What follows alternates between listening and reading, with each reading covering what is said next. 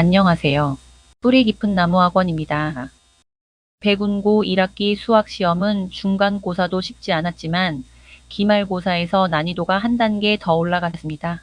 중간고사는 다항식과 2차 함수를 중심으로 식을 정확하게 변형하고 그래프를 해석하는 힘이 필요했고요.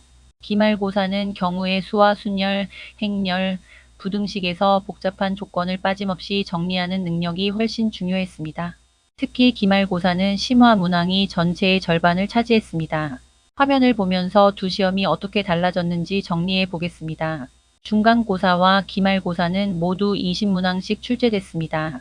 중간고사는 다항식과 2차 함수를 중심으로 대수적인 연산과 함수 추론을 깊게 물었습니다. 기말고사에서는 행렬과 경우의 수순열의 비중이 커졌고 방정식과 부등식까지 더해지면서 시험의 성격이 달라졌습니다. 중간고사가 하나의 식이나 그래프를 끝까지 파고드는 시험이었다면 기말고사는 여러 조건을 나누고 각각의 가능성을 확인하는 시험에 가까웠습니다. 그래서 1학기 내내 계산의 정확성뿐 아니라 어려운 문제를 풀 시간을 어떻게 확보할지도 중요했습니다.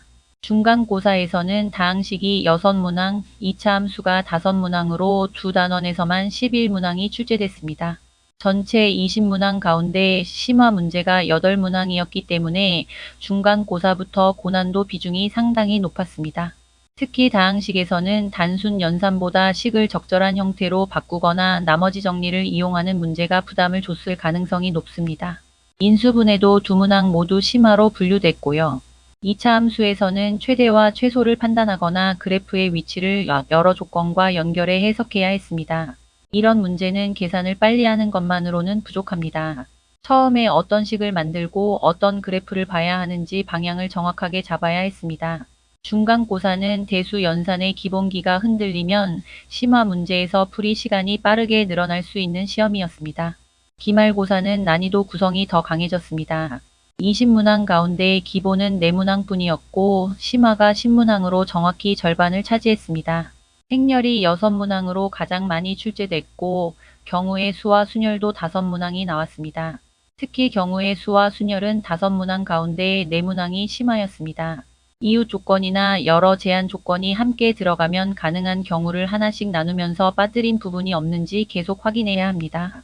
행렬은 기본과 실력 문제가 비교적 많아서 연산의 정확성이 중요했고 부등식과 방정식에서는 해의 조건을 여러 단계로 판단해야 했습니다. 중간고사가 복잡한 식을 끝까지 정리하는 힘을 요구했다면 기말고사는 여러 갈래의 조건을 끝까지 관리하는 힘이 더 필요했습니다. 심화 문제가 연속해서 등장했기 때문에 한 문제에 오래 머물면 뒤쪽까지 영향을 받을 가능성도 컸습니다.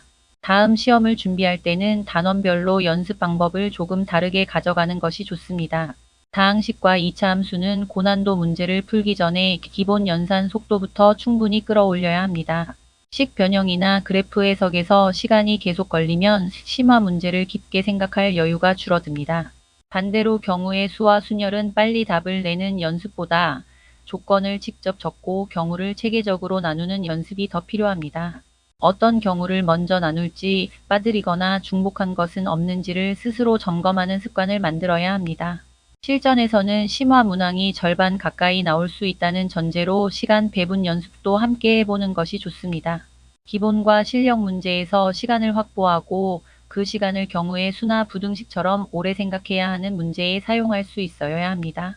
이번 1학기 시험 치르느라 모두 고생 많으셨습니다. 다음 시험에서는 대수 연산의 정확성과 조건을 체계적으로 분류하는 힘을 함께 준비해 보시기 바랍니다. 이상 뿌리 깊은 나무학원이었습니다. 감사합니다.